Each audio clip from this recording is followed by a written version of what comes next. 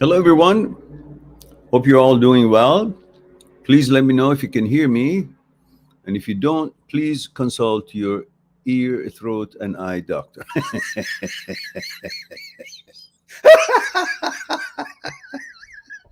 All right, all right. Okay, okay. Let's get, let's get it all together here. Now, the ones who can hear me, let me know that you can hear me. The ones who don't, just don't. It's simple, very simple, very easy channel to participate in. So let's see what's going on here. Who do we have here? Out of 7 people that I can see, they're watching us. Only two of you says hello. What kind of a welcoming is this? Jesus, you guys are incorrigible. Avatar is here. The ones who are here count. Says hello, Meran. Hello, Avatar. And thanks for asking how I'm doing today. Manish Karam is here. Hi, Meran. Guys, don't forget the protocol: gender, age, and where you're tuning in from. After, please make your gender known. Manish, the same, because I can't tell, right? All right. Depends how you feel today, right? All right. Now, we don't have anybody else saying hello. 8 people watching me, and only 2 people say hello.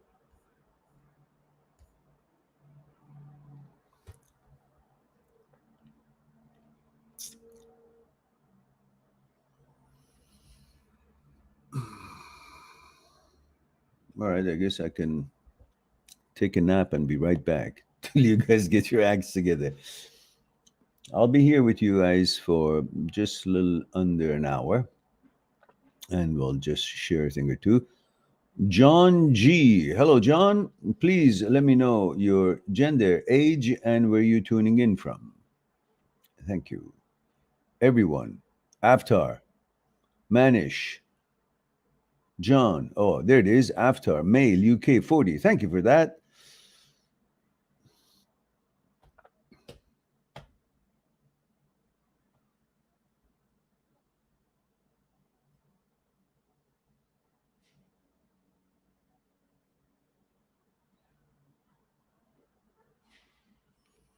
And Hugo, male, France 19. Bonsoir, monsieur. Comment ça va aujourd'hui? Or ce soir, I better say, because it must be nighttime there, right? It's only 1:24 here. You're 8 hours ahead. 9:24 at night, right? Where in France are you, Hugo?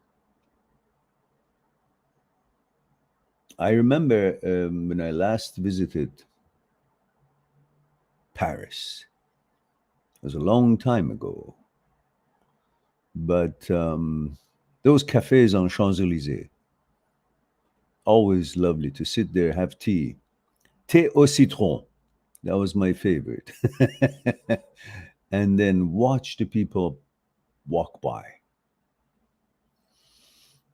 Or sometimes I would go to Montparnasse and have from street vendors croque monsieur or croque madame. So delicious. Anyhow, Hugo says near to Paris. Ah, nice. Uh, Just Mike says, Hi Meran, Mail 34, Germany. Wie geht's heute dir?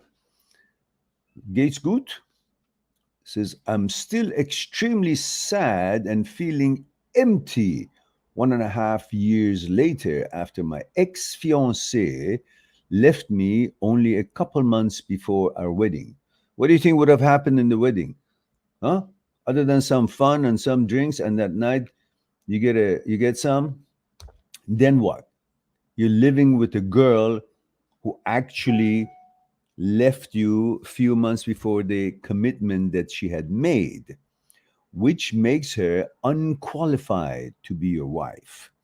You want to have a life with a wife who is committed, loyal, serious, strong, and ready and able to build something with you. If a wife thinks that you're doing or she's doing you a favor, that's useless relationship. Why would you think a woman being with you is a feather in your cap if that woman is not the right woman with the right mentality, commitment, and loyalty levels? Why? Because you're not looking at the woman. You're only considering woman as a pleasure center because she has a vagina. And we men are programmed to seek that intimacy. And we forget about the person who's actually carrying that vagina. And we're just focusing on the intimacy and the pleasure. And we are just not seeing anything else. Once you open your fucking eyes and see that what qualities she's bringing in disguised with the wrapping of the intimacy, that you cannot see anything deeper than that.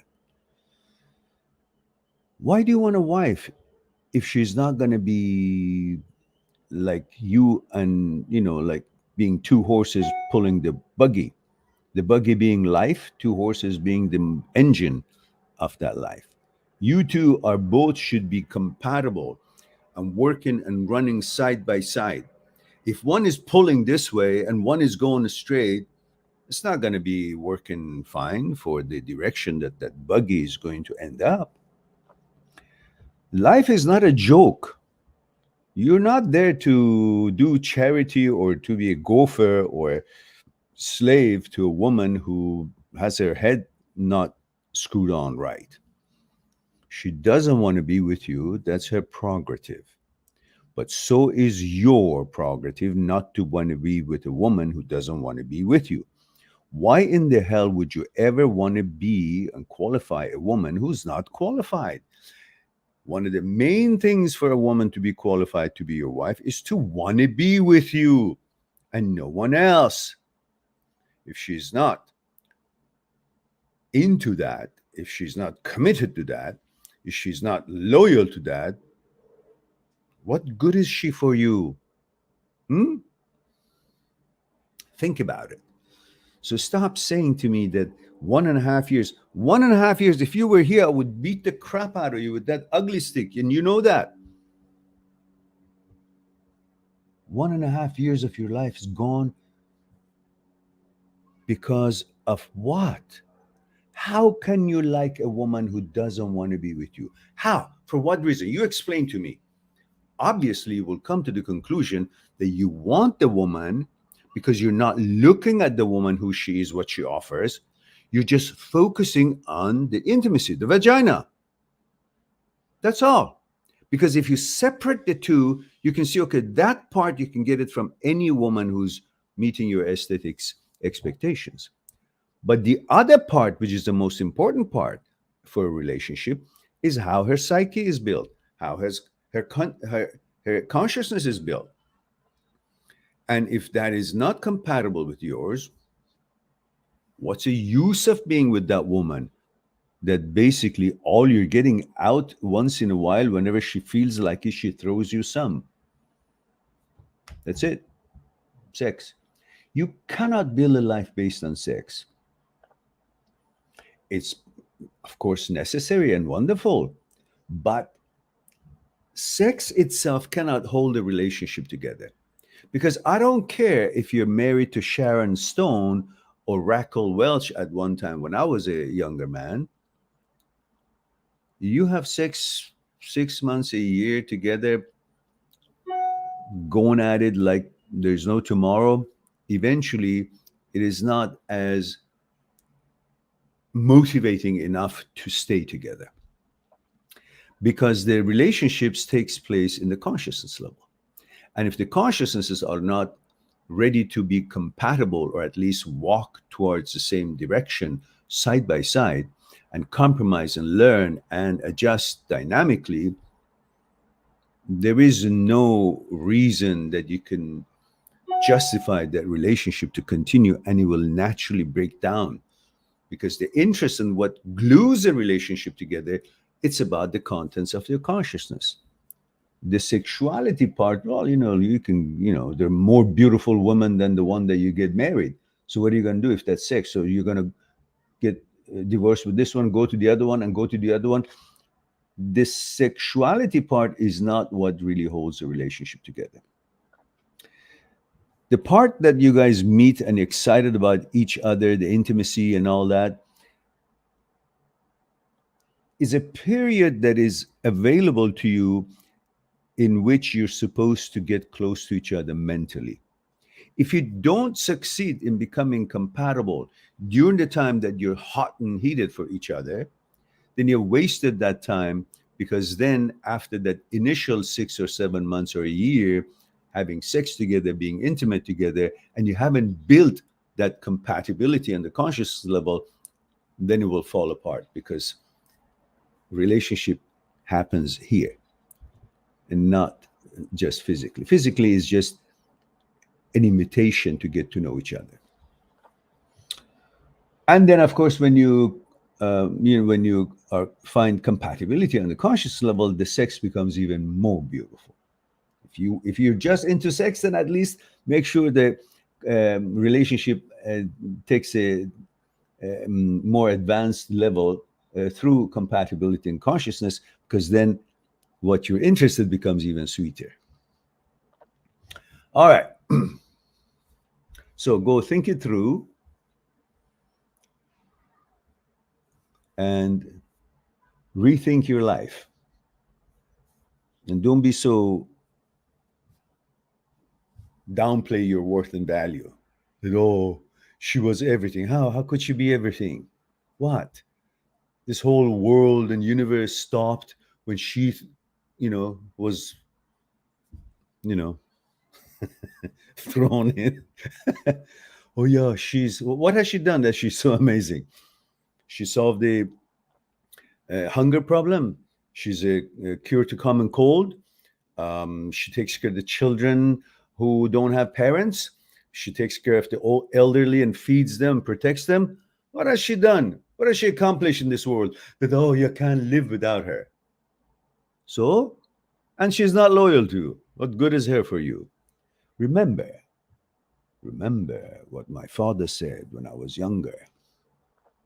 I was going through some separation, and I was talking to my dad. My dad said, I never forget,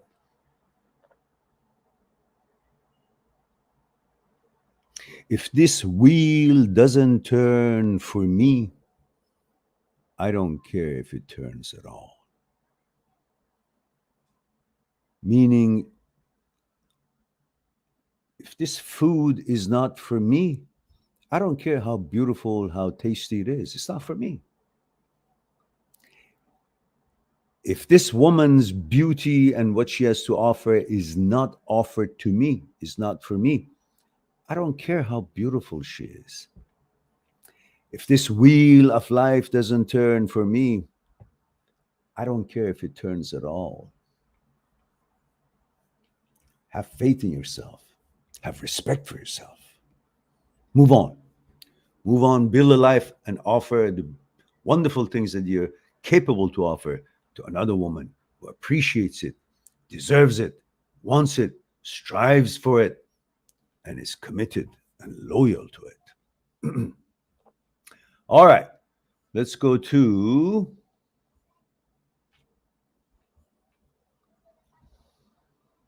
Hugo. Says, near to, okay, I've got that. John G says, I like French girls. Who doesn't? They're very pretty. Yeah, but not all. There's pretty girls everywhere. Chinese, Japanese, German, French, Russian, Iranian, British, Indian, everywhere. Women are beautiful, all of them, wherever they are. All right. John says, why have the last two relationships I had made me crazy? towards the end. What?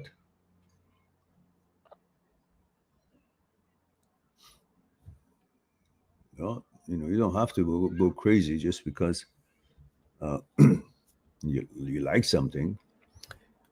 You got to have certain values that you're not willing to part with it if something doesn't deserve for you to offer those values. In other words, you can't forgo certain things that are important to you just because your desire for pleasure is overshadowing the foundation that is necessary for a good relationship.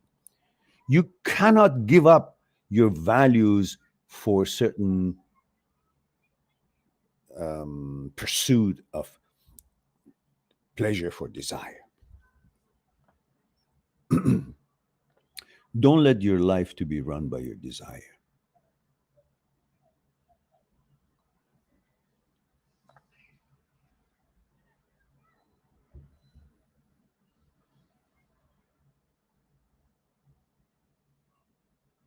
You never want to be controlled by anything, any substance, any government, any protocol, anything in life that is not beneficial to you and detrimental to your freedom, including your desire.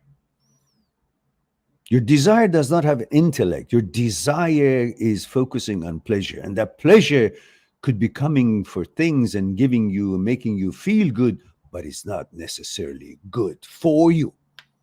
You must make sure that the desire you follow and the pleasure that you seek for that desire to fulfill that desire is worthy and healthy and good for you, not just make you feel good. Understand that, please. Stwazi says, hi, Meran, male 30, Serbia. Hello, Stwazi. Says, I feel stuck in life. Well, unstuck yourself. You think or feel doesn't mean you are or you should be. What do you think got you stuck? Whatever it is, your mind. You accept it and you said, I'm stuck. Unstuck it. So I'm not stuck. I'm going to move on. I'm going to find a way to get my wheels go up this hill and up this hole that I've parked in. I can make it out on the straight path. Then I walk over, continue walking further and further away from the hellhole. Step at a time. But take the steps. Keep moving. I don't care how small it is. Keep moving. So I have a good job, good, but it's not fulfilling. I don't give a shit. You got to put food on the table. So stick with it until you find something that is fulfilling. For now, focus on what's filling your tummy. And that's that fucking job that you don't like. So I also feel unlovable in my personal life. Unlovable or unloved? Unlovable, you deserve the ugly stick to be beaten on your head and break it because you're being unfair to yourself. Nobody's unlovable. How can you say that? Everybody, in their own mind at least, are lovable. If they're not loved by anyone or someone special, that's not their fault. That's the stupidity of the ones that are not seeing a good thing when it comes in their face. So you be patient and you build yourself and continue accomplishing your goals and plans and things that you're interested in life. And the ones who deserves or has the wisdom to understand and appreciate the qualities and expect the same kind of standards that you expect, it'll come around. Whether you want it or not, it'll come around. Why? Because life is a river. It's not constant. It's always moving on. In this travel and this move, it will be encountering so many different sceneries, so many different flowers and trees and mountains and oceans and so on, because it's moving, and on its travel it will be cross-pathing so many other things that is accompanying us on this journey of life. So whether you like it or not, whether you're patient or not, whether you have met it or not, it will happen. Just the way it is. Life is a river. Maybe the river hasn't arrived to where you expect it to arrive, but it will, because it's moving all the time, whether you notice it or not. Says, I don't know what I should do in life. Basic things. First thing, you breathe. That's a good part of life. I can breathe. That's a very good part of life. It's the beginning of everything. Then I move. I do everything that I need to do in order to feed myself, be independent. Independence, feeling of independence makes me feel good, makes me feel worthy. When I'm worthy, I love myself. When I love myself, extends outwardly, and others feel my confidence, my valuableness, my ability to do things. They will be attracted to my confidence, to me loving myself. The first thing you got to do, you got to learn to love yourself. If you don't love yourself, nobody else will. If you love yourself, the others feel the love you have, and the love attracts other attentions. That's what you should be doing. Little things, accomplish little things in your life, so you will feel you're accomplishing things. And that makes you very confident, very capable, very accomplished, and fulfilled. That fulfillness extends outwardly, and others will feel it.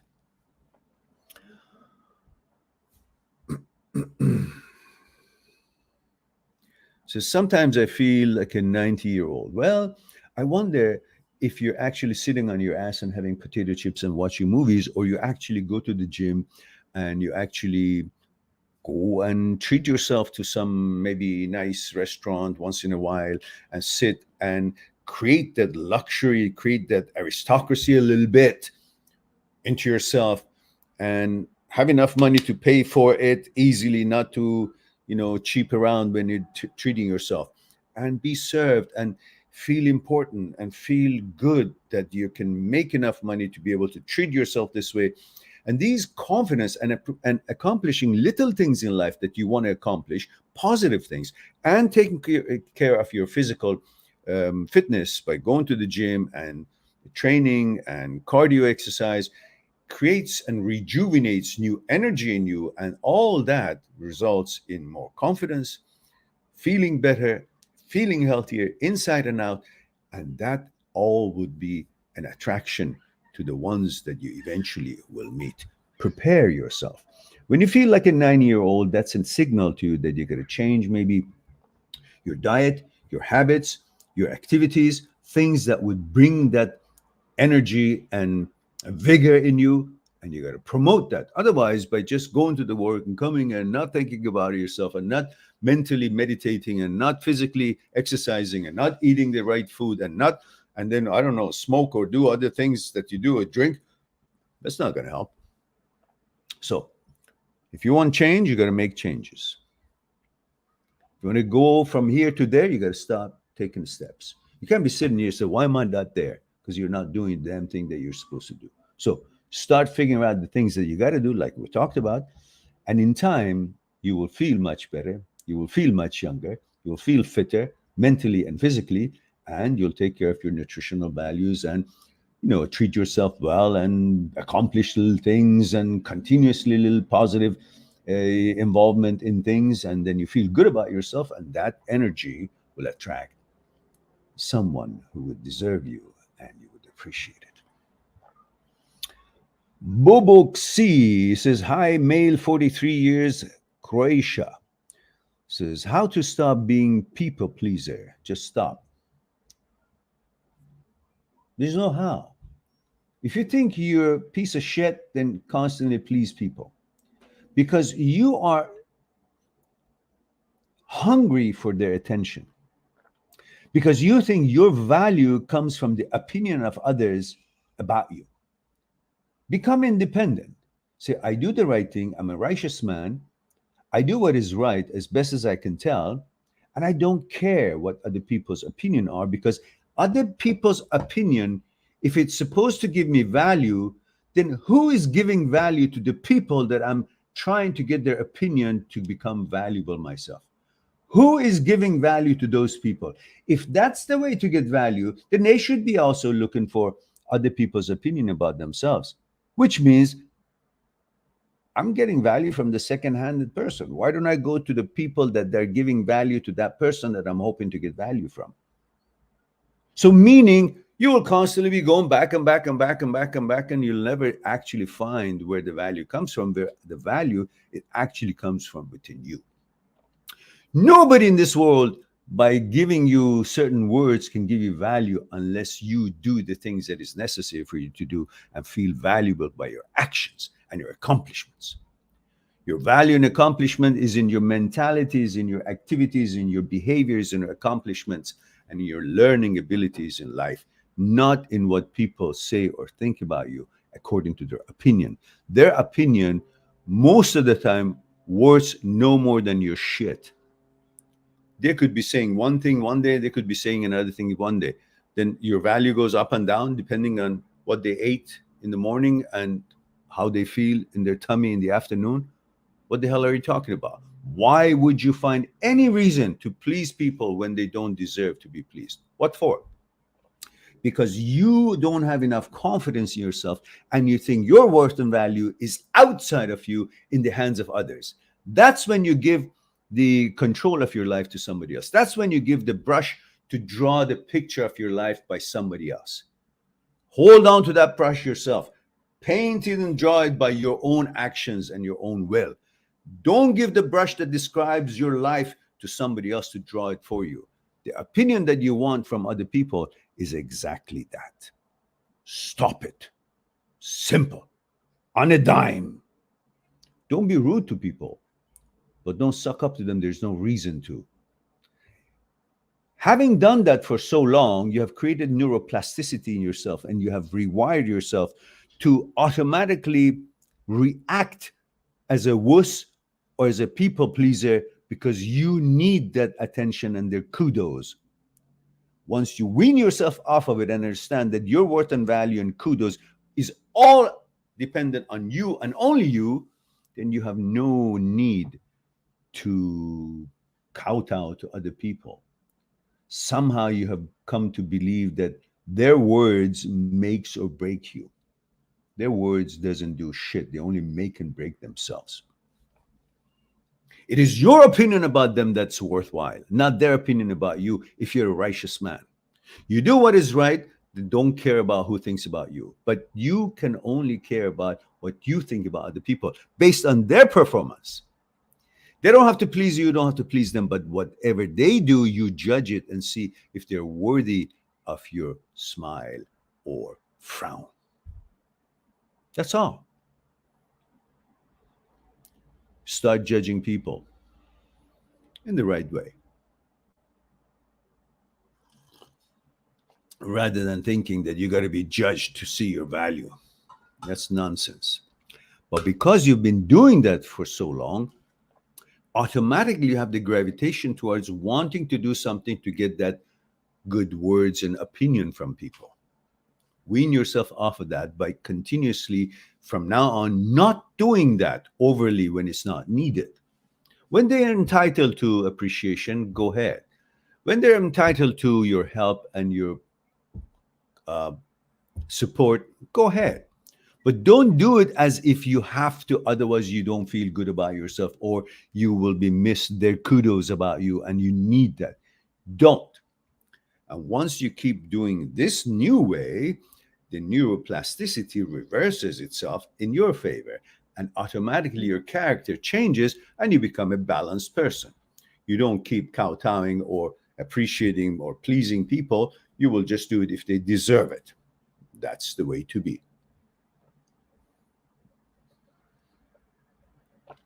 Princeton says, hi, Master. Hello, Princeton. Says, what's your beverage today? I am drinking roasted dandelion roots. Roasted dandelion roots. And it's delicious, bubblicious, and nutritious. Yummy. It's a cross between coffee and tea and has no caffeine, of course. It's very good for cardiovascular. It's very good nutritional values. Good stuff. And Hugo says, sir, I need some information. It's been 2 months since I started having intrusive thoughts about my sexual orientation. One day following a bad reflection from someone. Yeah, well, HOCD is a subset of OCD, and it has a lot to do with stress as well. And also it has to do with the overactiveness of the amygdala that sends danger emotional signals when there is none. So your amygdala is always trying to protect you, overprotecting you, keep sending danger signals to alert you when there is no danger. And at the same time, in midbrain basal ganglia, in the striatum, there's a lever called caudate nucleus that it's supposed to shut down intrusive thoughts automatically as they appear. As soon as they appear, a non-OCD brain says, "Oh, that's nasty," and boom, caudate nucleus shuts down the lever, and the intrusive thoughts dissipates, and you go on about your business. Everybody in life, all 8 billion of us at this moment, have intrusive thoughts. But when it shows up, the mechanism shuts it down, and you go about your business after you have initially noticed the intrusive thoughts. In OCD brains, like me and many other people who have had this experience of OCD in general, whether since childhood and older age and whatnot, OCD, different subsets, all kinds, but they're all have the same roots of malfunction of the signaling system in the brain. It has nothing to do with your inclination, but it can manifest its type of OCD in different type of OCD. And some of them are in the HOCD, in your orientation doubtfulness. But that's all because of the signaling system and the malfunction in this connecting neurotransmitters in the brain. So there's nothing's going to be happening to you, but you need to understand the components of the brain involved in creating such so-called hallucination or so-called convincing emotions or convincing thoughts and lingering thoughts, which leads to bodily reaction. And then the bodily reaction becomes an evidence for you that the thought was correct, which is not true, because brain has enough power to make your body to do all kind of things without you having anything to do with it or preferring it or wanting it or at all. But the fact that the brain can make body react to something emotionally or physically, even if one gets an arousal to a same gender, that has got nothing to do with your orientation, and it's got nothing to do with your preferences. It has to do with the power of the brain to be able to do that when the thought shows up, which that thought is followed by translating itself into an action by the body. And that action that you see it, you, not the brain, because you're not the brain, brain is not you. You, awareness, sees that translation of thought from the brain to the bodily reaction, and then says the bodily reaction must be a witness, must be an evidence that the thought of the brain that showed up in my head actually has credibility. Bullshit. It doesn't. Once you study and research and understand that you're separate from the brain, and brain is not your intellect, that the brain is not you and you're not the brain, as it was discussed by Aristotle 1,000 years ago, and now modern science, neuroscience, through neurosurgery and experiments, have proven without the shadow of the doubt that you're not the brain and brain is not you. And there are aspects of mind and you that the brain cannot even reach. And you watch this video that I made for you guys a long time ago.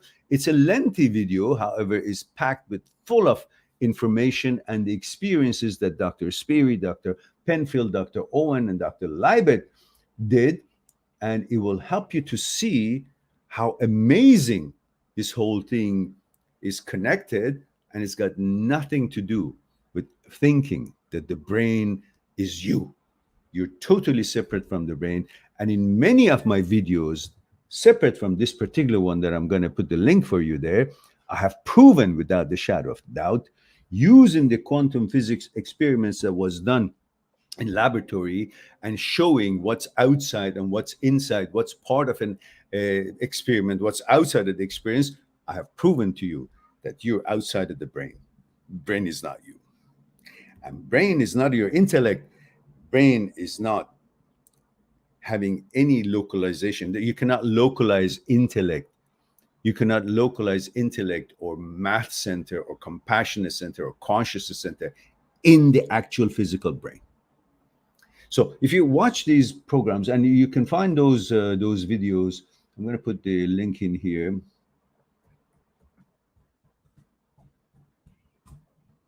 All right. This is the one that is lengthy. It was done using Dr. Ignar's report on these other brilliant surgeons and neuroscientists. And I elaborated on that a bit more and created this video for you guys, which I'm sure it's very helpful and adds to your knowledge. And then I'm going to put these other one for you, which is, I think keyword was observer. Here we go. I'm going to put the long one. There's 4 parts. That one of them is 6 minutes, one is 10, one is 13, one is 39, and one is 8, and one is 39:20. 39:20 is the longer version. So I'm just going to put that, and you may decide to choose the other ones in the family of this series that I've done here. But all I can do is put the long one here. It's 34 minutes or so, but again, it packs lots of information while you keep hearing my voice for 30 minutes. I don't know if I should apologize for it or charge you for it. Either way, it's there for you to enjoy. Okay, now. All right. Let me have a sip of my tea.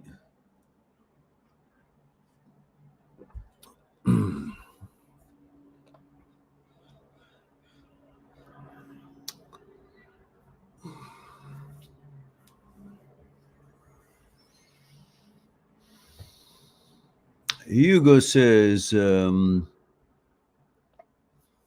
asked myself the question, am I gay? Was I in fact always a repressed homosexual without ever knowing it? But I have always been naturally straight, and I have never asked myself any question. The fact that you're asking this question is a sign of OCD, because the one who is actually gay, homosexual, or the ones who's actually heterosexual, they don't have the question, because you are who you are. You never ask yourself, am I heterosexual? Why? Because you are. You only ask when a doubt or a question that is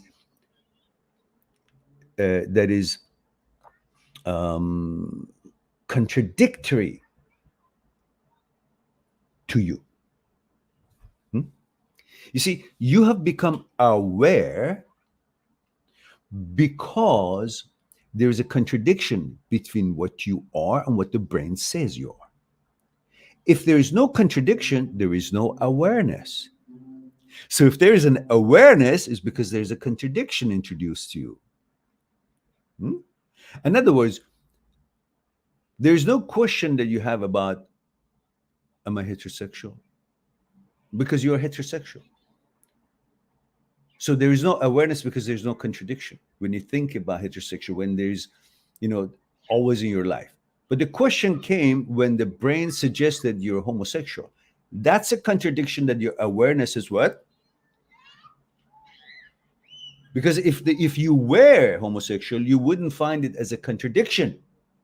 It would just go smoothly through without any eyebrow rising or any question about it.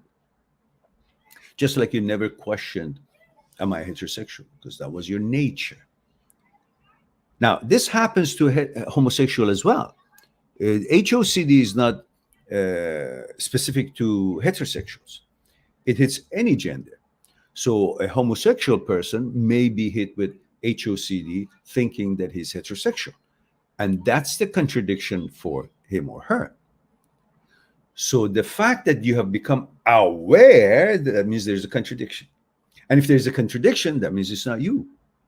Because if it was you, there would be no contradiction, there would be no awareness. You understand? So the fact that you are going through this is because OCD is in action. And OCD, French call it doubting disease. course, they have a little accent. The doubting disease, but it's called doubting disease. So, and that's why these questions constantly linger. Why? Because you have a need for assurance. That's OCD. Now, this assurance need could be anything to do with washing hands several times. You need to make sure it's clean, even though it's clean. You need to check the oven 5 million times before you leave because you want to make sure it's off. You check the door if it's locked because you want to make sure it's locked, even though it's locked. Or you want to make sure you're heterosexual because you're heterosexual, but the doubting of it, you need assurances.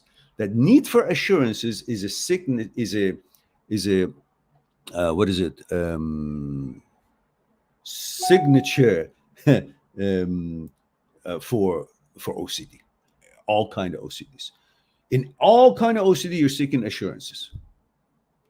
And then it leaches into other things that is your natural being, and then you want assurance for everything, because a perfectionism comes with it as well.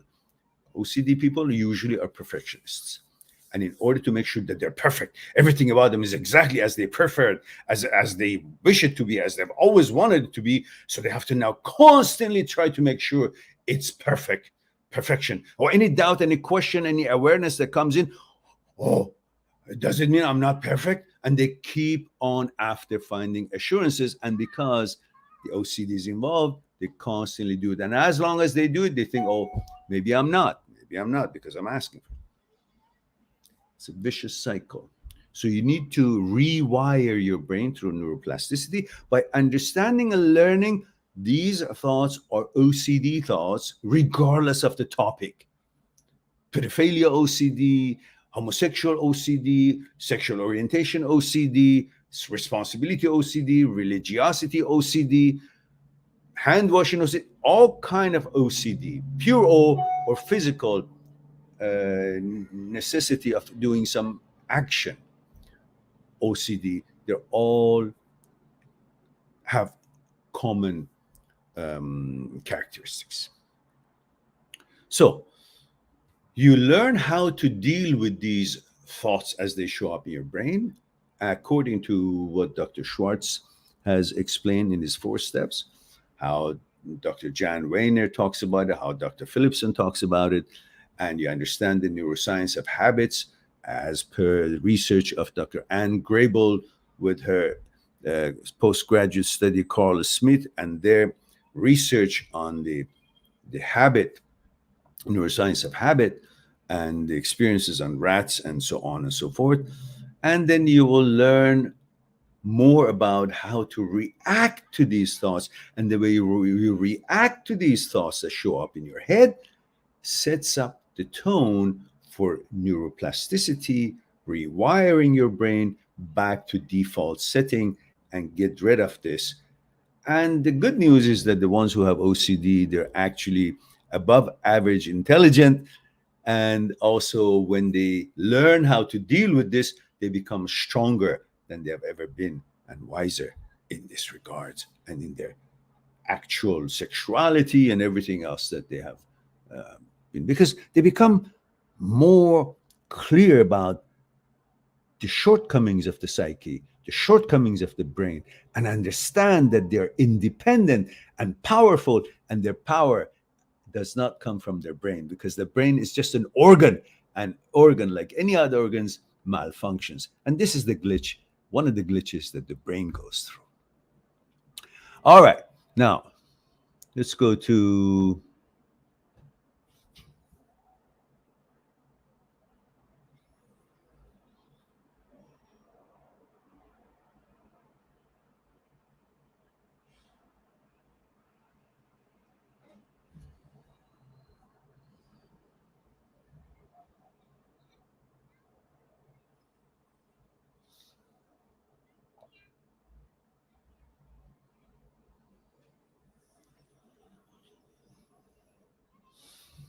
and Alex Rembrandt says, "Hi, Meron. I'm a 48-year-old man, and I am dealing with guilt and remorse as well as heartache because the end of my relationship was my fault. What's the best way to deal with the additional guilt? Well, first thing you got to realize that you're a human being. None of us are perfect. We make mistakes.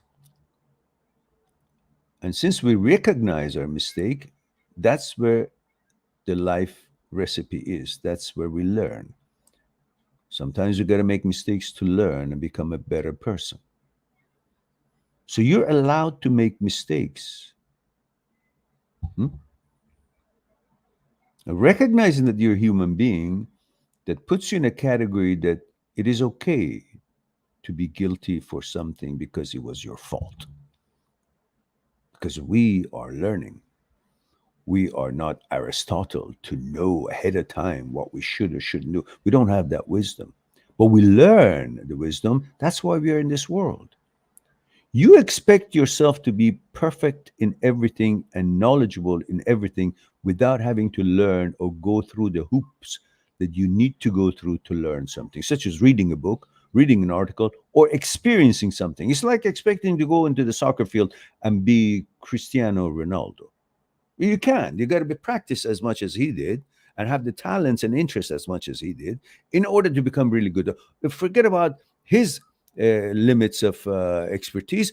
Focus on the fact just being a good player. You can't go into the soccer field just be a good player unless you do what it takes in form of practices and training and body conditioning and continuous training until you develop yourself into that good player.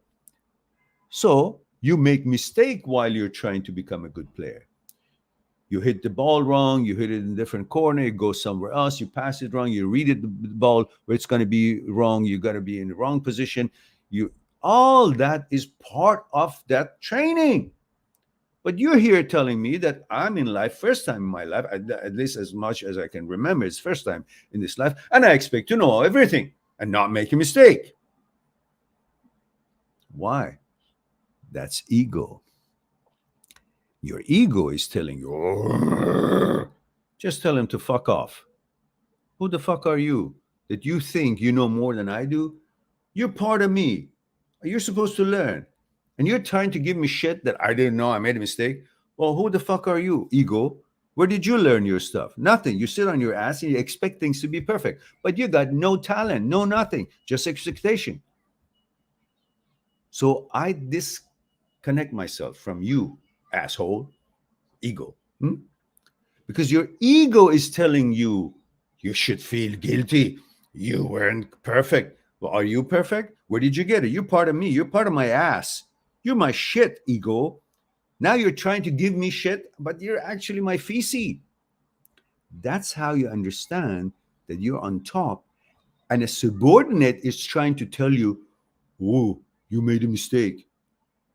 Look, how wise are you? Where did you come from? Do you know what you should have done? If you did, why didn't you tell me? So, in that way, you recognize that you're a human being. And having made a mistake is what? So, you deprive yourself from certain pleasure. And now the desire says, you took away my pleasure. You say, well, fuck you, desire. You're part of me. I made a mistake. I made a mistake. You sit there and you eat what I give you. I'm going to find another woman.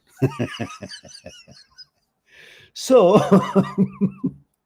so, and the other problem in this scenario is that you've made her to be a god. Why? What has she done? What has she accomplished? That you're so devastated. I love of my life. What? What love of your life? She got to get up, go shit in the bathroom like any other human, wash her face and clean up, go to work, make ends meet. She's no goddess. Your desire for pleasure makes her to feel goddess because you, the power that she has over you is from you. Your desire is what gives her importance and power. Your desire for her. But when you don't desire her and open your eyes, say, okay, I learned from this relationship something, and I'm going to now use that knowledge to another relationship. And okay, I maybe made a mistake. At the end of it, it was your fault. But again, if you had no sexual desire towards her, like she wasn't really tickling your fancy, and some other woman would be most and foremost in your mind, you wouldn't feel guilty that much. So again, you can see the role of desire in you feeling guilty. So if you let go desire and say, okay, I haven't harmed anyone, I haven't harmed her, she's fine. I'm the one who is suffering, so to speak, and that's because I'm focusing on desire for pleasure. Otherwise, nothing bad has happened. I maybe mistreated a situation or somewhat in some level. And okay, I don't have her. Okay, she's fine. And I didn't kill anyone.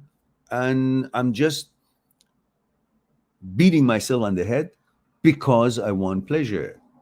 I want to fulfill my desire. So I let go the desire. That's the price of having learned something. Now I go for next and make sure I don't make the same mistake. Maybe other mistakes, but not the same mistake. So, in other words, chill, cool it. It's not the end of the world. World was not all summed up in a relationship with her. That was what it was for you to learn what you've learned. That was part of your journey to make this mistake and to learn from it. But don't beat yourself on the head because world is not summed up in this woman or in this relationship or in your desire for this pleasure. And if you get her, that doesn't make you a better person or worse person. It just so happens to be what it is. And don't make it too big of a deal out of it. And don't be so fucking righteous. Oh, I should not have hurt anyone. Okay, you didn't want to, but you made a mistake. Forgive yourself and go on. Life continues. You be like this, you'll be very fragile. Don't be. You can make mistakes. Not purposely, but if you make it, it's all right. There is no guilt.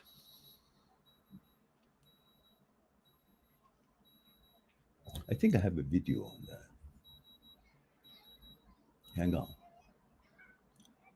Hang on.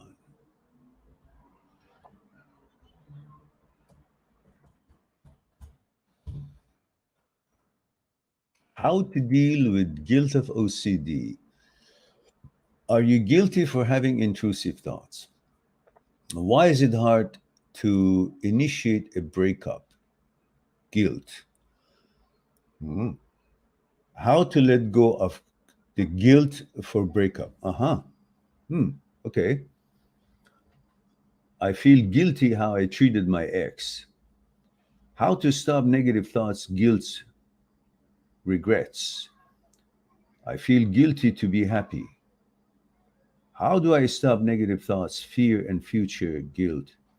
How can I control thoughts of guilt coming to my mind? She says she lied about her looks. Now she wants to break up. Okay.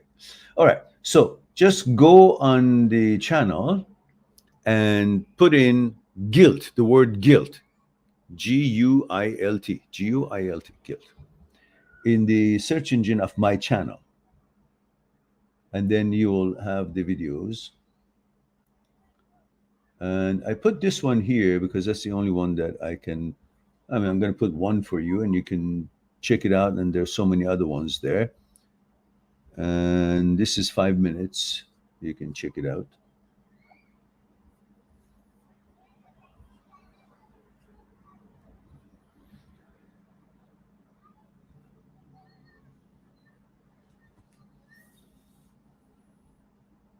Okay.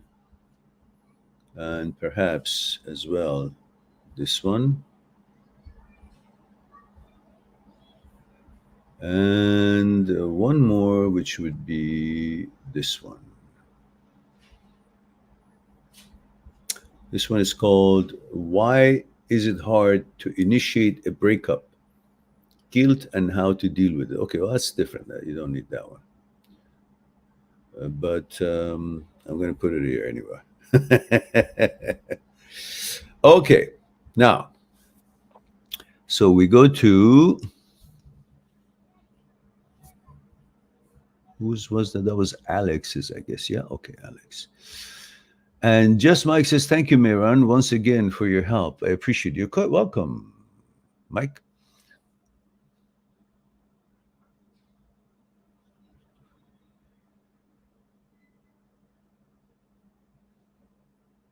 Yeah, Hugo.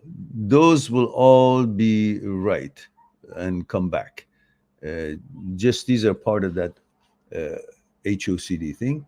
And you just learn the separation between brain and you. Focus on this fact.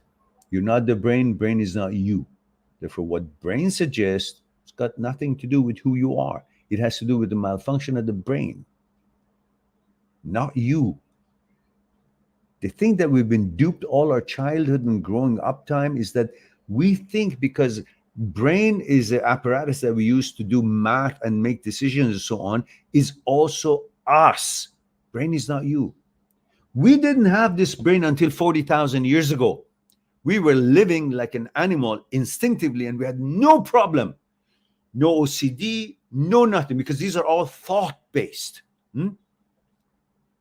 We were hunting and running and sleeping and having sex and eating whatever it was that was necessary to survive. That's what we're doing instinctively without thinking, because we had no ability to think or to speak. And since 40,000 years ago, we lived like this for millions of years. No problems, no mental problems, no mental issues, other than physically not there, like hit it somewhere or wasn't formed well and it was just weird person. But otherwise, no thought-based issues, no mentality, psychological issues, because we had no such brain. We were free and happy like any other animal, tiger, horse, dogs, instinctively. Everything was clear, no doubt, no assurance needed, no questions about sexuality, about anything. You were what you were. You were homosexual, you were heterosexual. It's all no interference with the brain or thoughts or any doubt or whatsoever, because we had no such brain to interfere. Because since we started abilities of speaking and being able to think since 40,000 years ago, thoughts are the roots of all problems. That's when the problems started for humanity. Lots of solutions, because brain is also very helpful to help us to do all these sophisticated things that we do. But it also, as like any other machine and organ, has glitches and shortcomings and malfunctions. That puts us in deep shit. Psychological problems, all the rest of it. Thinking, thoughts are the roots of all problems. Never forget that. And since childhood, we've been duped to think we're the brain. So if the brain says to me that I eat shit, I eat shit. No, there's an awareness beyond the brain. There are aspects of the mind and you that the brain cannot even reach. It's proven scientifically through neuroscience and neurosurgery. So now, once you separate and understand this fact that you're not the brain, brain is not you, and they're two separate things, and the brain is an organ, an apparatus added to you for your convenience and use, then you understand you're beyond the brain. And then you start healing and helping the brain from its malfunctions, including OCD and OCD subsets. That's the basics of recovering from OCD and all OCD subsets. That you're not the brain, brain is not you. There is a separation between brain and you. Brain is an organ. Learn it and help it to heal it, like you help your kidney to heal, your liver to heal, your knee to heal. They go malfunctioning, they get injured, and so on and so forth. All right. Swazi says, thanks for the thought, for the tough love. You're welcome. All right. Nitin Rawat. Ooh, how did you manage to put this much text on a comment? Usually stops for after 3-4 lines. And Nitin Rawat says, Nitin, first of all, let me know your age, gender, and where you're tuning in from. Yeah? Will you do that? Age, gender, where you're tuning in from. Then I'll read your question or comment. So I'll go to the next one. John G says, it has been a year since my last relationship ended. I have bipolar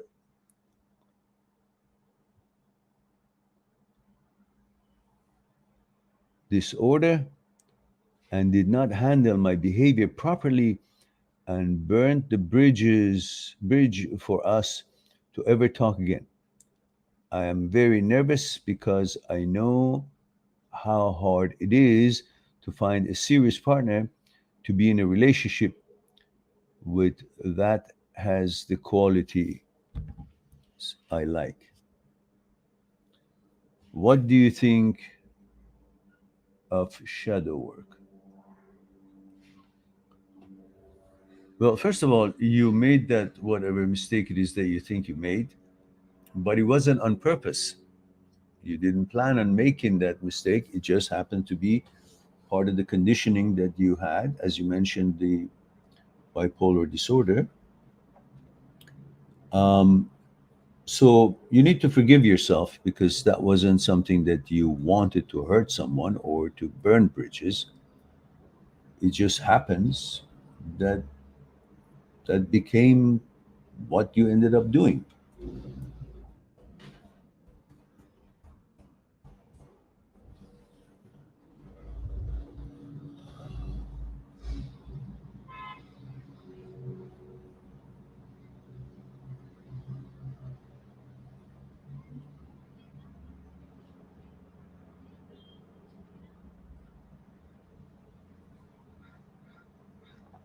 Shadow work, I have to think about it a bit. I think Carl Jung explains it. That's his concept, anyhow. And somehow it has to do with your disowning parts or disowned yourself. I'm not familiar with that. I need to have a specific context to make a comment on it. Um, so let's see if I am not sure if I don't know what the circumstances were between you and your girlfriend. I'm not sure that is really bridges are burned in such a way that you can't ever talk. I don't know how long has it been since that incident, whatever incident was. There are lots of things I don't know about this scenario that you've explained. But once certain time passes by, perhaps you can start by writing a letter explaining yourself and apologizing or taking responsibility for that. Nothing is more helpful than a heartfelt recognition of a mistake or misjudgment when you feel that has been the case. Express that to her. Whether she accepts your apology or explanation or not doesn't matter. What it does, it makes you realize that you have made an effort to redeem yourself or recognize your mistake, and you have confessed to that, and you've expressed your apology and sadness or regret to that person. That gives you a certain feeling of, you have done something about this now, about this mistake. I've done something now. Now, whether that person accepts it or not, that's beside the point. The fact is, you feel inwardly, you feel appreciative, you feel satisfied that you did justice to the mistake. And that's a good feeling to start, I believe. You make your own decisions. Of course, it's just from the distance that I don't really know the depth of the problem. And Nitin says, male 34 Bangladesh. Thank you for that. And so we go to Nitin Rawat, 34 years old from Bangladesh. He says, hello, sir. I'm not sure what I want from a relationship apart from sex, physical touch. I see every connection and relation that way, and I'm not proud of it. I don't like to do anything with my partners apart from sitting there and watching TV or getting physical. How do I build long lasting and significant, meaningful relationship? I kind of also start to pinpoint annoying habits of my partners within the first 6 months and to make myself feel superior. Am I a narcissist who cannot make emotional?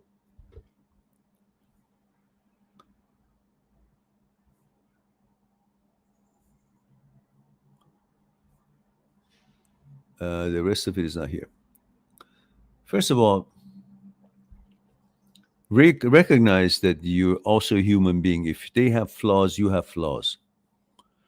But every one of us can live with our own flaws because it's mine. You go to the toilet, you can endure the smell of your own shit. But if the same smell comes from somebody else who went to the toilet before you, let's say your girlfriend, suddenly you think, oh, that's awful. I cannot take this. Why? Because you have this knowledge or this notion that this is my own shit. It's okay. Anything about me is okay. I can tolerate it. But the same thing and the same stink, because it's not yours, you pick on it. So if you understand that you can make the same mistakes that others are making, you have shortcomings that they don't like, just as you don't like theirs, annoying habits you call them, but you have annoying habits yourself. But you can put up with it because it's yours. You don't notice it because it's yours. If you fart, you don't mind it because it's yours. But if somebody else farts, oh, that's nasty, that's unacceptable. Yeah? Just trying to make a point across. Either way, both nasty to either one. So first you recognize that you're not perfect.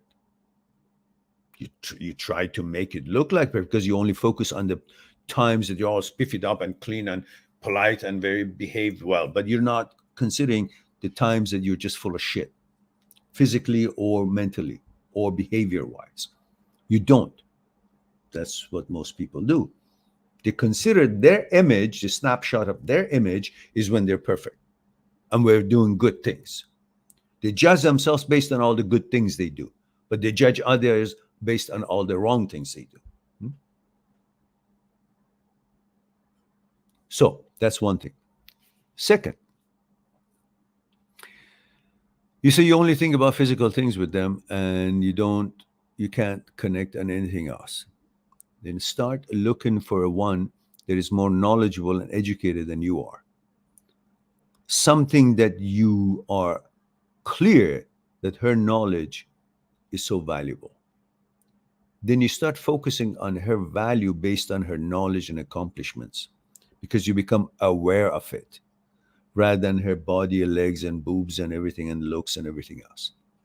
Because, we men are by default mostly are first and foremost attracted by the looks and beauty and the fitness of a woman.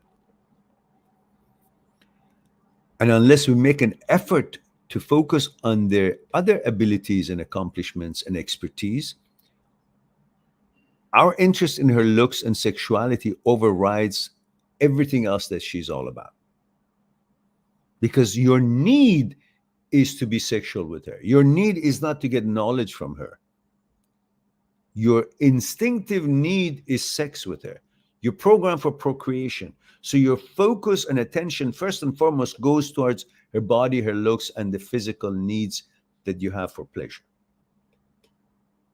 That's your main purpose of wanting to be here with her. But then you need to learn what love is. Love is not sexual interaction. That's sex. That's physical interest. Love is when you actually get to know each other's consciousness. So if you start learning about what makes her who she is, what her fears and interests are all about, what your fears and interests are all about, and if you guys can be compatible or at least try to compromise and understand each other's consciousness to start building level of interest and understanding and commonality and compatibility on the consciousness level, then you start getting to know her. And on that basis, you see that, I can appreciate this person. That's why I want to be with her, because everybody has nice body and I could get sex from them. But this person can also connect with my consciousness, which gives me that elusive psychological security. It's something I can count on to find and include her, in my field of the known. Things that are familiar to me in this life, that brings comfort and psychological security for me. Field of the known. Things that are known to you. And her consciousness and interaction with her consciousness begins to make her known, her existence, her being known to you. It adds to the field of the known and becomes part of your comfort. Then you start loving her as who she is, not what she can do for you, which is maybe, I don't know, cook or have sex or whatnot. And remember, if you want to have a life journey of good foundation, you need to build something, and you cannot build any relationship long term based on physical attraction and sex, because that's only constant. And as the years go by, that becomes even less and less attractive because we all get old. But if you build the relationship based on consciousness level, it's all dynamic and always fresh, because the new challenges and new commonalities and new explanations and debates and research can be part of this dynamically getting to know each other's consciousness. And becomes exciting, becomes fresh. But you can't make the body fresh as it was day one. Always, maybe close, but eventually it will lose its potency. So while it hasn't lost its potency, it's your chance to make relationship on the consciousness level potent and compatible and dynamic and integral. Integral.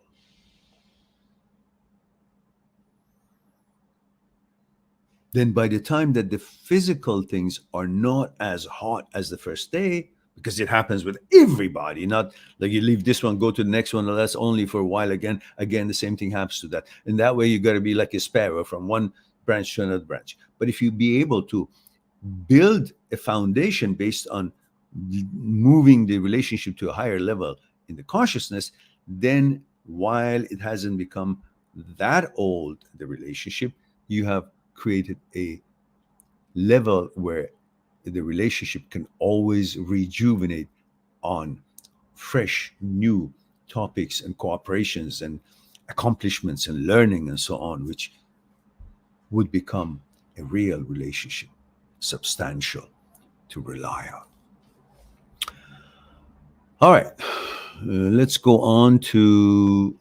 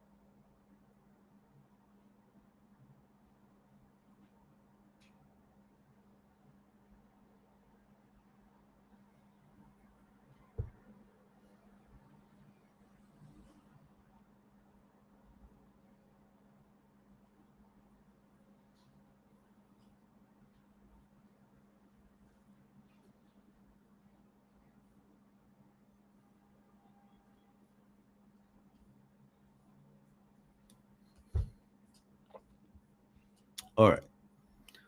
Who's next here?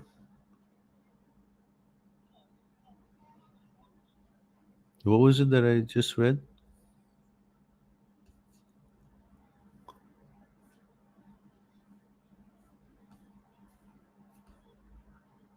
Ah, Hugo. So do you think TCC is good option for what is TCC?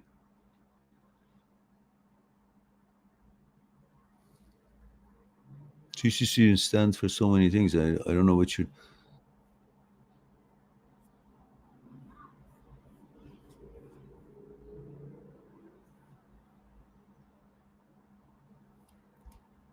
There's cognitive behavior therapy, and there is.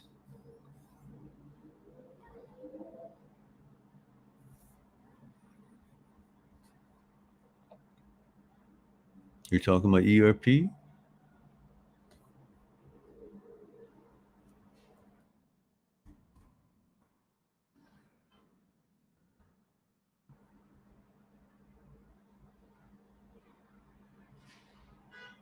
Exposure response prevention therapy? Is that what you're trying to say? I am not sure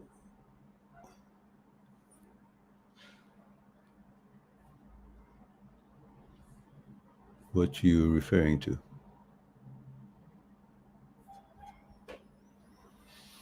Okay, let's go to the next one.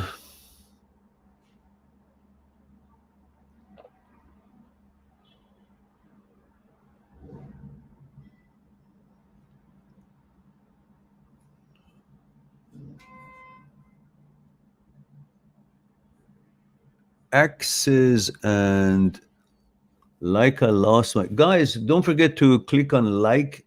At least we get the algorithm recognized. So the ones who hasn't, just click on like if you will. Axes and like I lost my soul. I want to track this thing down and kill it. What are you talking about, Axe? Did I miss the previous one? Did I have a previous message? I don't see a previous message. Dosti is here, says, hello, Meran. How are you today, friend? Thank you very much, Dosti. Appreciate you asking. And going back to Access, and like I lost my soul, I want to track this thing down and kill it. It acted like a female, so I couldn't tell it was a man, but I had suspicion once I touched its breast. I don't understand what you're talking about. It's kind of broken. There's maybe a message missing. Alexander Ored says, hello, Meran. Alexander 34, male 34. Alexander, where from? Ireland? Male 34, when brain sends false messages and grabs our attention, how to be present and deal with this, what to do to decrease this attention grabbing. You keep on focusing on what's at hand, because what happens when what you just explained is when you deviate from the present moment, you go into your brain and you go in the memory. The problem starts when you go leave where you are, you go into the memory, because all these are thought based. All these are coming from the brain, and it creates a thought. Thought translates into words. Words have a meaning in dictionary. You have it. You find it hard to contest the meaning that is registered in dictionary. Therefore, you make it as if it's fact because it has a representation in the dictionary in words. It's all thought based, and you're focusing it because you've taken your attention from the actuality of life into non-existence of something that is only thought-based, is a thought, is an idea. There's nothing actual about HOCD or all these OCDs, all thought-based that manifests itself by thought using the power of the brain creating a reaction in the physical body because the brain can, and that reaction becomes an evidence to you, unbeknown to you, that, oh, this must have credibility because my body had reacted to it. Absolutely not. The brain can make your body react regardless. You can be in sleep and your body reacts. You didn't want that. You had no preference. You didn't decide on that. Your body reacts on many things automatically.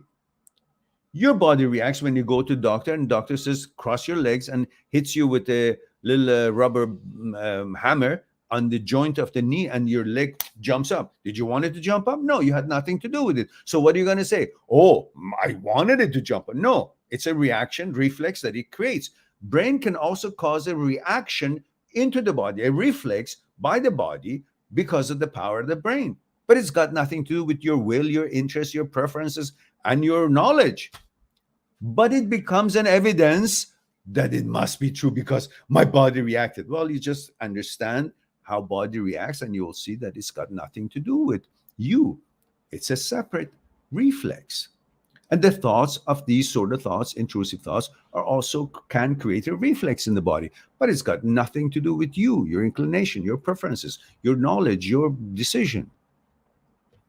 And so once you take yourself out of the brain, out of the memory, bring it back, separate yourself from the thought, which is in the memory, meaning you're now in the memory. If you bring yourself in the present moment, that memory, that thought doesn't exist. You can do simple things as focusing and feeling and awareness, complete awareness of your breathing. Feel it, hear it, sense it, and imagine it, accompany it through your nose into your, lungs, and companionship, accompany it, feel it, sense it, hear it when you exhale.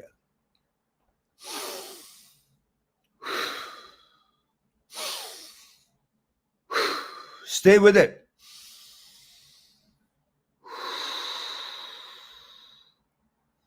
You can see when you're doing this and focusing and sensing and feeling and hearing your breathe in and out, you're out of the memory. You're outside in the present reality and actuality of life. You will be free from a suggestion of the brain because you've changed the domain of your attention. You're outside. The key is to be outside of the brain. When the panic attacks happens, when anxiety happens, when intrusive thoughts happens, bring your attention to where life is flowing, not where it's the dead of the past or dead of a happening or non-existent of a situation where the brain wants to project it as if it's the actuality. It's not. Nothing that the brain does is in the present moment. It's a non-existent fiction, an idea, a suggestion that can never see the light of day unless you, which is you're beyond the brain, your awareness allows it, the suggestion, the idea, to become an action, to become part of the actuality. Only you. So the brain cannot change you, cannot make intrusive thoughts to a reality, any shape or form. Only you can. And you're the boss.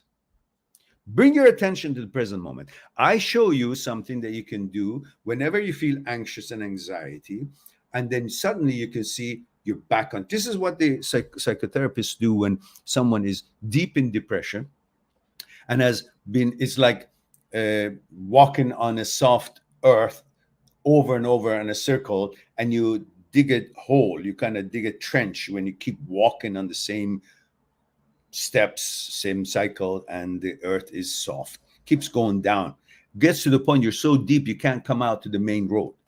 And the psychotherapist at that point, when they can't reach you, they may give you electric shock to jolt you out. It's like they got you out of that ditch, trench, and on the main road so you can now walk forward. So this, what we're going to be doing, is a similar action to that without, of course, the jolt or electrical or any psychological thing. You see, we have two different breathing systems. One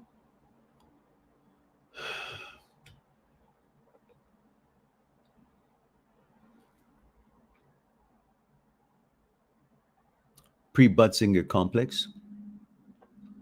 Pre-Butzinger complex is a system responsible for your normal breathing. Breathe in, breathe out. Breathe in, breathe out. But while breathing is involuntarily, one of the words, involuntarily, but there's another system that allows you to manipulate this involuntarily action of the lungs. So pre-Butzinger complex is regular breathing. Slow or fast, but regular breathing, in, out. But parafacial nuclei is another system that allows you to manipulate pre-Butzinger complex, meaning when you're crying or laughing, it allows you to still breathe while you're crying,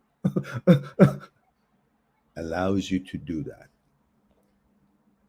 So we use this parafacial nuclei to switch the regular rhythm of breathing and see its effect in our psyche, in our comfort, out of anxiety, out of a momentary natural depression of the day, kind of out of that trench, that the hole that you've dug, and get you on the main. You can see the window horizon out there, that you can actually see opportunities and hopefulness and things that you want to go and become involved and be part of, out of your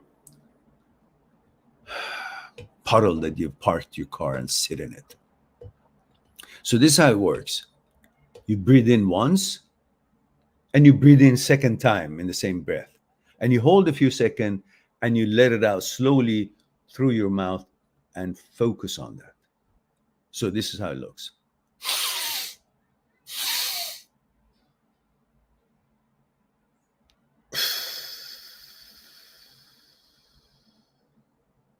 And then you breathe normally at the end.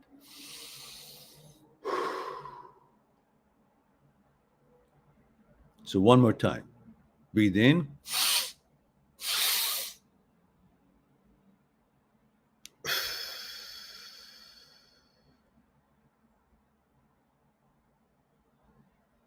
Now you breathe normally.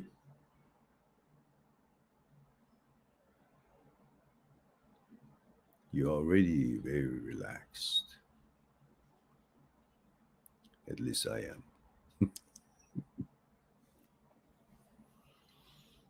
One of the reasons that you feel so relaxed is because all thoughts disappear.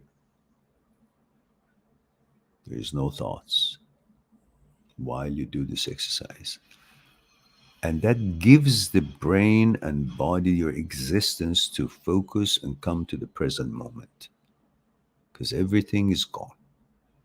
It's like you jolted out of that trench.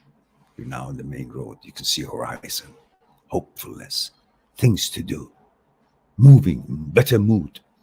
So you can do this a few times a day, whenever you want. 1, 2, 3, 4 times in one setting, one time, or in different settings, a few times each time. And without a rush. And you feel empty, without any thoughts, intrusive thoughts gone, everything's gone. At least you have a moment to catch up with what it is that you wanted to focus on. All right.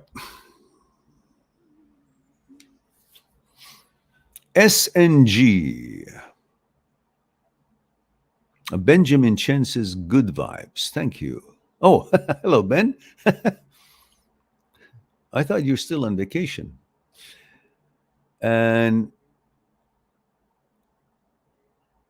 Haknawaz is Pak 22 or Pakistan 22. How are you? Thank you very much, Haknawaz. Good to see you here. And Alexander Orid says, Alexander Male 34, Macedonia. Thank you for that. SNG says, hello, Mehran. M34, Manchester. Says, hope you're well, General. Oh, that must be Sid. Oh, good of you. Good to hear from you. Glad that you're doing good. I hope you're doing good. Thomas says, I think that I have an obsession for my ex and that she was the only one that really makes me happy. Come on. It's a mistake to put your happiness on other people's shoulder. Then you're not independent. You're dependent on their whims and their likes and their decisions. Don't. Your happiness must come from within, from you. Once you gain and know you're happy, then you choose your partner based on not need, based on what you expect, the qualifications you expect them to have. Benjamin Chen says, hi, Meran, just came back from Calgary. Oh, yeah, okay. Trip last night, Calgary trip last night. We both fell in love by knowing this is not going to be a long-term relationship. Hope I can get over this soon. Why do you have to get over it? Enjoy it. You don't have to get over it. You're conditioning your mind for certain reasons that we can discuss it later, is making you to disapprove. At this point, see her for who she is, and she makes you feel great. You guys feel in love. Beautiful. Enjoy it. Let's see how things happen. She's still a great human being, and you are too. So stop judging things that could be irrelevant and could be changed. I was at the gym last night, and I just did some cardio. Sam and the other kids were there too. All right. So I guess maybe see you when I see you. SNG says this is Sid. Yes, I figured it out. Once you said Manchester and the general, then it was apparent.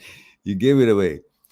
Alexander Orid says, why carded nucleus goes malfunction? Why my aunt doesn't have mustache?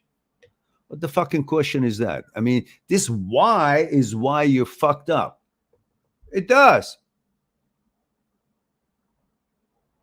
Why does your knee hurt? Oh, don't know. It hurts. I didn't do anything to it. It just hurts. Wear and tear or whatever. It happens. Why my skin itches? Do you want to focus on why, or do you want to focus on itching it or doing something that it heals?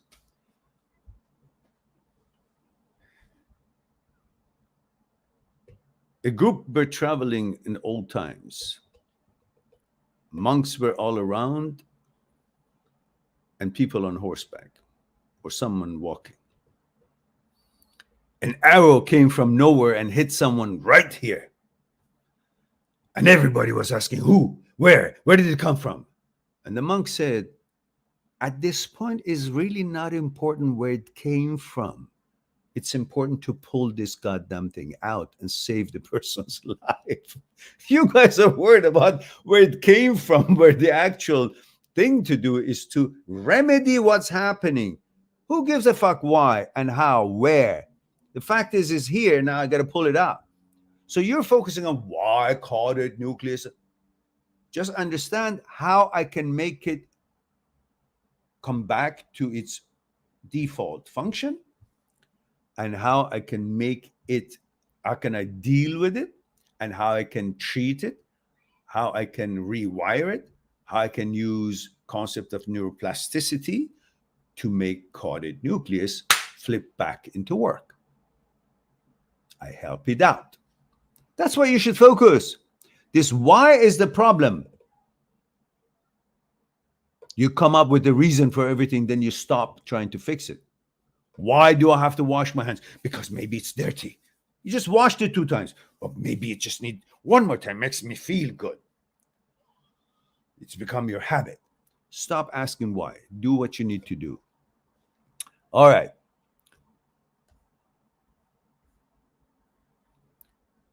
Rosaline Muni says, Mehran, you're a gift to us, OCD sufferers. Okay, I love you too. With the love heart here. It says, I have been dealing with OCD last 6 months and it's been hell. Ross from Ireland, age 33. Well, thank you for the beautiful words and lovely and kind comments. I appreciate that. Well, you guys know that I have a Skype consultation service on my site. It's www.mindthatseekstruth.com. You can always go on my site, make an appointment for an hour consultation in regards to whatever issue these breakups, inner psyche challenges, intrusive thoughts, OCD, subsets of OCD, HOCD in specific. And we'll discuss what's concerning you one-on-one on Skype. For 1 hour registration for consultation, I will add another at least 30 minutes, if not more, depending on how long I think you need for that session, up to 2 hours, like instead of 2 hours. For the first appointment. So we'll have enough time without a rush, get to know the issues and the backgrounds and so on. And then we'll go from there, one-on-one on Skype. So don't forget, I'm available, and just send me the registration comes with me, and I confirm it with you on Skype when you include your Skype address in the prompts that comes with registration forms. And then we'll hash it out and exactly. So you can choose any time and day, but we'll fine tune it on Skype interactively. So it doesn't have to be exactly which day, because it will always have to be discussed between you and I, and then we'll figure out what date works for you and what fits my scheduling, and then we'll confirm it and we go from there.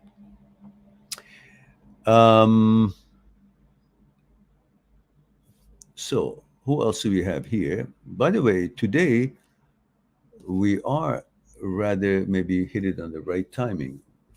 It's been a while since we had 15 people here. We used to have like 40. I don't know what happened that we are invisible, while every one of you and thousands of others, and literally thousands of others, have expressed their genuine appreciation and benefits they get from the videos and from the live streams, pretty much second to none. And I'm surprised, but pleasantly surprised, that this is what I hear over and over from people.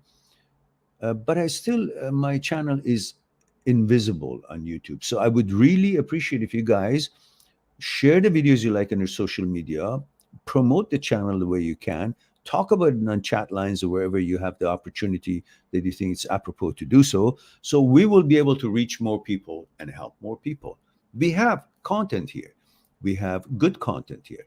And as you can see, it's not like some other entities where they just wet your whistle and they don't really necessarily give you any solutions or any remedy or any suggestions or any discussions and of real substance. They just want to entice you to then further and follow up with them for certain packages and so on. But as you can see, we haven't done here. We have over 3,000 videos, and every video is suggesting the actual remedy that is what I have come up with through my research and through my limited knowledge and availabilities of what was available to me, and experiences in my personal lives and so on, and how I have been able to use the understanding of the movement of the psyche, components of the brain that are involved in these disorders and these challenges, whether it's from breakups or the OCD and OCD subsets, and be able to be helpful. So we have all these on this channel available to you 24 hours at your disposal. And we have live streams. And of course, I have my site where you can make an appointment and then have a one-on-one chat with me regarding your challenges in life, whether it's relationships, movement of the psyche, OCD, OCD subsets, or whatever it may be. I'm there. Use it and promote it, and helps the channel in more ways than one. And we have Double A says, sir, I think you should put out more that you're live streaming. Maybe every video say that you stream which days exactly. That way it can be pushed out more.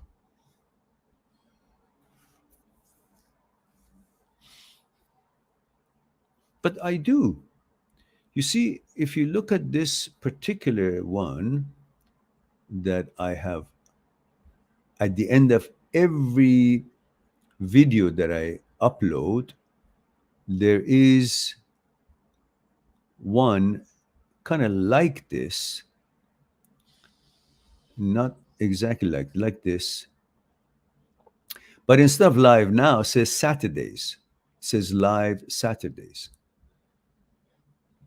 So that should give them the idea. Then they should actually ask. But I guess I can make a post saying like 1 p.m. Vancouver time, Saturdays. That's a good suggestion. But that doesn't release you from your goddamn responsibilities, guys. Promote it and share the videos you like on your social media. Talk about it in chat lines and help the channel to grow, to reach more people and help more people. Okay, guys, it's 1 hour and 47 minutes. I think it's time for me to, and we have no more questions. It's time for me to thank you for being here and giving me the opportunity to share a thing or two with you. I love you all and wish you all well. And we'll look forward to our next live stream. Could be tonight, could be next week, who knows? But definitely, as much as possible, Saturdays, 1 p.m. Vancouver time. In the meantime, be good to yourself, to the others, and I'll talk to you soon. Bye for now. Subscribe on my channel, visit my channel, and go through the videos that you might be interested in. Mind@seekstruth.com, making it one step away to talk to me one-on-one on Skype and discuss what concerning you. I'll talk to you soon.